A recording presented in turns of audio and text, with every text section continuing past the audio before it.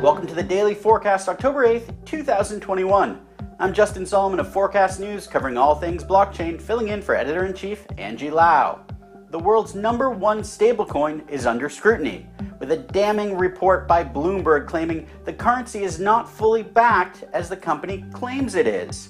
We'll look at what Tether had to say on that, and much more coming up. Now let's get you up to speed from Asia to the world. First up, Tether responded quickly to Bloomberg's claims, saying the article is, quote, another attempt to undermine them. Forecast News' Carolyn Wright reports. As well as claiming Tether is not fully backed, the Bloomberg article claimed the company is using its reserves to make crypto-backed loans. It alleged Chief Financial Officer Giancarlo Devasini used company reserves to make investments, which would undermine Tether's claims the token is fully backed 100% of the time. Tether denied this, pointing to its quarterly assurance attestation issued in August. Reporter Zeke Foe also canvassed Wall Street traders to see if any had ever seen any trades made by the company that supposedly holds $30 billion in commercial paper short-term loans. He said that as none of them had, eyebrows should be raised. Tether responded by saying the company's track record speaks for itself and questioned the reliability of a major source, John Betts, who was fired as Tether's banker. It also highlighted an ongoing court case where he is accused of self-dealing at the expense of customers. Tether has been in legal trouble in the past. In February, it settled an investigation by the New York State Attorney General's office, examining whether it and sister firm Bitfinex sought to cover up an $850 million loss in funds.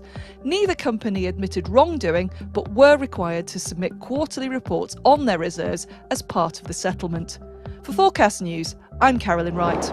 Meanwhile, New Zealand's Easy Crypto has closed an $11.75 million Series A funding round. Led by sovereign-backed Nuance Connected Capital, the company says the funding round was oversubscribed by 50%. Forecast News' Lachlan Keller has more. The exchange says in addition to this successful funding round, a further investment of almost $7 million has also been indicated by fund managers for a Series A+ round. Easy Crypto has recorded over $750 million in sales since it was established 3 years ago, and says its user numbers have multiplied 5 times in the past 12 months. The company told Forecast News New Zealand has a lot to offer the crypto space, saying regulation is evolving at a similar speed to Australia, with discussions starting to get underway in Parliament. And that's not all. Furthermore, New Zealand's very into their renewable energy, and I think there is potential there as well for Bitcoin mining or other mining facilities, proof of work type mining facilities that could come out of that as well. As for future company goals, BUTLER says an IPO is on the radar, but that's a long-term aim. In the meantime, the focus is on making products better for customers. For Forecast News, I'm Lachlan Keller. And finally today, confused about how to support your favorite musician in the ever-growing NFT space? Worry not, things are getting easier. Timmy Shen takes a look at what fans and the industry are doing to help as part of a Forecast News special series.